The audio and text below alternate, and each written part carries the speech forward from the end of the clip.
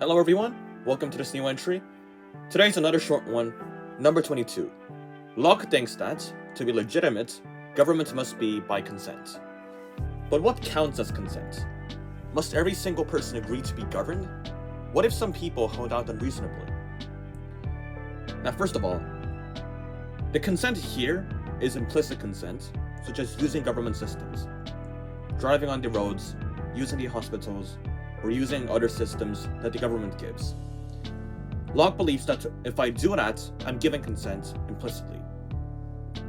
But no, not everybody needs to agree. If they hold out unreasonably, it does not matter too much. Because it is clear that a government is essential to preserve the rights of people. Then why did Locke make this theory?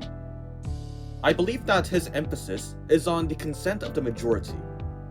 So, he believes that a good government, or a good commonwealth, will be the commonwealth that is supported by the many people, and therefore consented by the majority. And when the civil state is not doing such a good job, it'll get less consent and less support, and then it'll be able to change. I think that's the basis that he's coming from in order to preserve the rights of people to the maximum.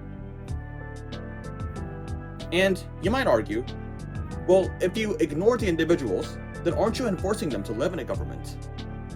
But Locke doesn't really have the best response to that, and simply he would say that, well, if you believe that your rights are being damaged by the government, your rights will be even more damaged in the outside world.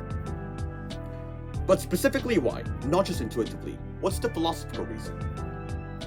Because Locke believes that when we are not living in a civil state, we will be out to the state of nature. And in the state of nature, you are allowed to defend yourselves and keep your own rights, but so do each other individual. The problem here is that they would want to be fair, they just would not be, and that will cause chaos. I'll give an example to be more specific. Let's say that a person comes to my field and steals an apple and eats it. He did it for malice intentions, to eat it and to steal it and to never tell me. Then I think that's a really bad thing, so I go punch him in the face and he loses 2 teeth. Then he thinks that I have done something so wrong, and he thinks that I'm an unjust aggressor now.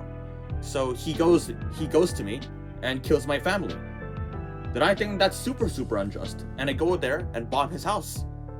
And this never-ending cycle doesn't lead to the preservation of rights. Oftentimes, it just leads to extreme chaos and a prolonged state of war between people. So that is one of the reasons why Locke believes that the government is essential for keeping the rights of other people.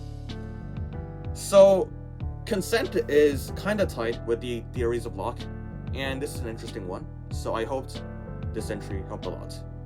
Thank you, and see you in the next question.